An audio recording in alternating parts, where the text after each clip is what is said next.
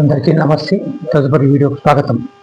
ముఖ్యంగా ఈ వీడియోలో ఏం తెలియజేయాలనుకుంటున్నానంటే, నేను అర్ధరాత్రి జ్ఞాపకం వచ్చిన విషయం నాకు తెలియజేయాలనిపించింది. అది చిన్న వీడియోనా పెద్ద వీడియోనా చూడాలి. నేను చెప్పుకుంటూ పోవడంలో చిన్న వీడియో అయితే చిన్న వీడియో, పెద్ద వీడియో అయితే పెద్ద వీడియో. ముఖ్యంగా ఈ కంటెంట్ అంటే ఏమిటనేది దీంట్లో కూడా చెప్తున్నాను. ప్రతి వీడియోలో కంటెంట్ ఉంటుంది. అది మీరు గమనిస్తే తెలుస్తుంది. దీంట్లో చెప్పుకుంటూ వెళ్దామని నాకు వచ్చిన ఆలోచన మేరకు. ఏమిటంటే అది మనము ప్రతి శతాబ్దం, ప్రతి దశాబ్దంలో అద్భుతాలు ఎన్నో జరుగుతుంటాయి, వైపరీత్యాలు ఎన్నో జరుగుతుంటాయి. దాంట్లో భాగంగా చెప్పాలనిపించింది నాకు. సుమారుగా నేను తీసుకునేది 1725 నుంచి, అంత ముందు కూడా చేసుకోవచ్చు, తర్వాత కూడా చేసుకోవచ్చు. 1725 నుంచి 1825 వరకు, 1825 నుంచి 1925 వరకు, 1925 నుంచి 2025 వరకు, దీని తర్వాత 2025 నుంచి 2125 వరకు సుమారుగా నాకు తెలిసింది. నా అభిప్రాయం మేరకు చెప్తున్నాను నేను.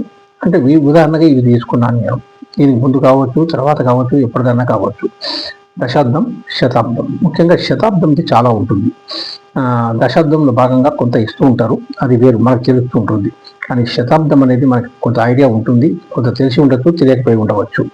కనుక దాంట్లో భాగంగా నేనేం చెప్పాలనుకుంటున్నానంటే, మనం తీసుకుంటే ఈ అద్భుతాలు ఒక శతాబ్దంలో ఒక్కొక్కరు అన్నమాట అవతార పురుషులు వారు రావడం, వారి సందేశాలు ఇవ్వడం, వారి అద్భుతాలను తెలియజేయడం, అవి తెలుసుకుంటూ ఉంటాం మనం. వారు తెలియజేసిన మేరకు ఏదో విధంగా తెలుసుకుంటాం మనకు.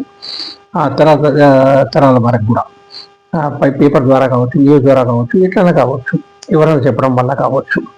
కనుక నేనేం చెప్తామంటే 1725 నుంచి 1825, 1825 నుంచి 1925 వరకు. దీంట్లో భాగంగా మనం తీసుకుంటే ఏరోప్లేన్ సంగతి కనుక్కున్నారు రైట్ బ్రదర్స్. మరి ఇంతమంది ప్రయాణికులు, ఇప్పుడు ఎంతోమంది ప్రయాణికులు వివిధ ఒక ప్రాంతం నుంచి ఇంకో ప్రాంతానికి ఏరోప్లేన్లో వెళ్ళడం కూడా జరుగుతుంది. కనుక వారికి ప్రత్యేక ధన్యవాదాలు. నిజంగానే మరి అది కనుక్కున్నందుకే కదా మనం వారికి అనుకున్నందుకు రైట్ బ్రదర్స్, వారికి ప్రత్యేక ధన్యవాదాలు. అదేవిధంగా థామస్ ఆల్వా ఎడిసన్ బల్బు కనుక్కున్నారు. మరి వెలుగు చాలా ముఖ్యం. సహజమైన వెలుగు సూర్యదేవుడు. అంటే మనకు సహజమైనది కాక రాత్రులు ఇచ్చే వెలుగు ఈయన కనుక్కోబట్టే జరిగింది. అంటే ఈయనను భగవంతుడు సమానమే దాని అర్థం. లేకపోతే ఆయనకి ఎక్కడి నుంచి వచ్చింది ఆలోచన? ఆయన ఎలా కనుక్కున్నారు? మరి ఎవరు కనుక్కోలేకపోయారా అంతకు ముందు కానీ తర్వాత కానీ? అంటే అది అవకాశం ఆయనకి లభించింది. కనుక వారికి కూడా నా ప్రత్యేక ధన్యవాదాలు. రాత్రులు ఎంతోమందికి బల్బులు అంటే వెలిగిస్తాం మనం. ఒకప్పుడు కందిళ్ళు, కొవ్వొత్తులు అవి పెట్టి నడిపేవారు వాళ్ళ జీవిత కాలాన్ని, అలా కాలాన్ని గడుపుతూ ఉండేవారు. కానీ తర్వాత ఈయన కనుక్కున్నాక ఆ బలుగు వెలుగులోకి రావడం, అది వెలుగునివ్వడం, ఎందరికో వెలుగునిచ్చినట్టుగా భావించడం మనం. కనుక వారికి కూడా ప్రత్యేక ధన్యవాదాలు. ఈయన ఉదాహరణకు చెప్తున్నాను నేను. వారు 1700 నుంచి 1820 మధ్యలోన, 1825 నుంచి 1920 మధ్యలోన, అది వేరు సంగతి.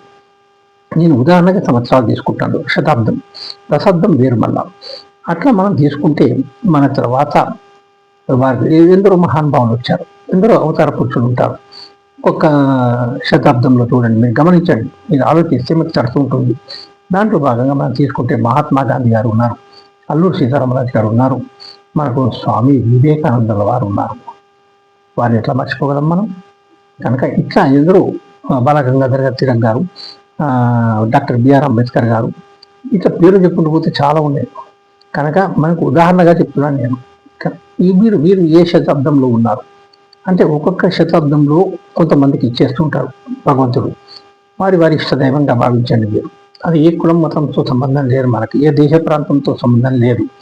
నా అభిప్రాయం మేరకు నేను చెప్తున్నాను. భగవంతుడు నా ఇష్టదైవం నేను అనుకుంటాను, స్వామివారు, అమ్మవారు అని. అందుకు వారికి ధన్యవాదాలు చెప్తున్నాను. నాకు ఈ ఆలోచన ఎందుకు వచ్చిందో తెలియదు, అందుకు చెప్పుకుంటూ వెళ్తున్నాను నేను మీకు. ఇందాక నాకు రావడం, అర్ధరాత్రి పూట నాకు రావడం ఆలోచన, ఇప్పుడు రికార్డ్ చేయడం నాకు చాలా ఆనందం అనిపిస్తుంది.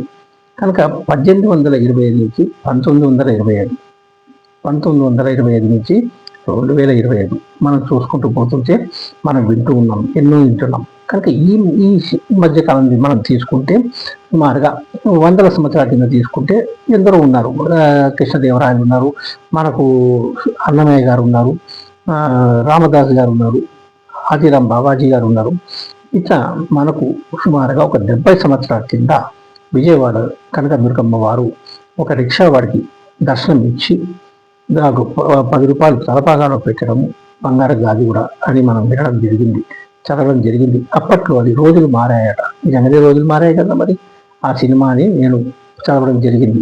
ఆ సినిమా చూసి వస్తూ రిక్షా వాడికి దర్శనం ఇవ్వడము, అది ఒక పత్రికలోనే కాక ఎంతో అద్భుతంగా నోటి మాట ద్వారా ఎందరికో వెళ్ళిపోయింది.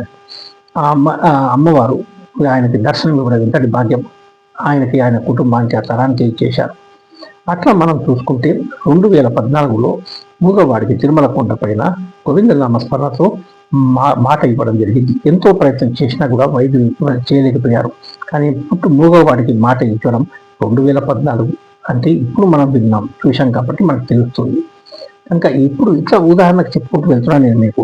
ఎప్పటి వరకు ఏమిటి, ఇప్పుడు మీరు 2020 నుంచి 2125 వరకు సుమారుగా, అంటే ఈ శతాబ్దం నుంచి ఇప్పటి నుంచి ఇక్కడ జరిగేది ఈ అద్భుతాలే కాదు, వైపరీత్యాలు కూడా చూస్తారు మీరు. ఎన్నో వైపరీత్యాలు ఉంటాయి, ఎన్నో అద్భుతాలు ఉంటాయి, ఎందరో అవతార పురుషులు ఉంటారు. అంటే అందరూ అవతార పురుషులు దాంట్లో మళ్ళీ కొంతమంది ప్రత్యేకంగా ఉంటుంది, ప్రతి ఒక్కరికి ప్రత్యేకంగా ఉంటుంది. ఆ అవతార పురుషుల్లో కూడా మనకు ఎంతో మంది మహానుభావులు ప్రవచనకర్తలు ఉన్నారు. వారు చెప్తున్నారు, అద్భుతంగా చెప్పుకుంటూ వెళ్తున్నారు. సరే, వారికి కూడా నా ప్రత్యేక ధన్యవాదాలు. ఇంత గొప్ప ఆలోచన అవకాశం నాకు రావడం నిజంగా అసలు ఇది నేను చిన్న వీడియో అనుకున్నాను మొదట, కానీ ఇది పెద్ద వీడియోలోకి వెళ్ళిపోతుంది. ఇప్పుడు చెప్పుకుంటూ వెళ్ళిపోతున్నాం, చూసారా? ఇట్లా చెప్పుకుంటూ వెళ్ళిపోతే మేము నాన్ స్టాప్ ఉంటుంది మాది.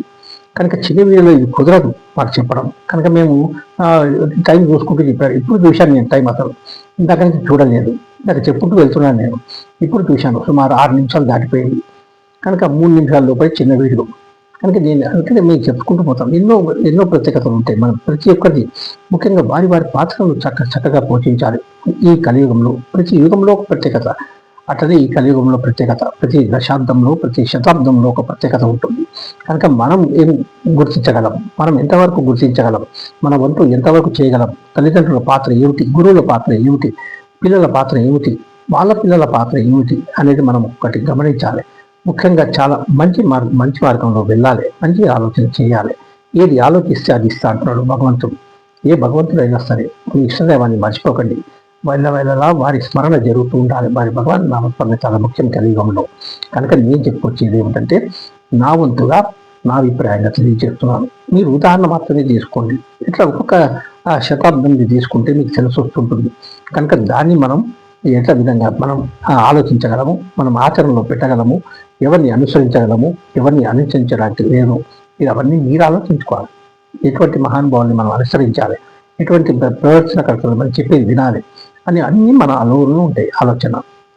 ఆలోచన మనది, ఆచరణ వారిది.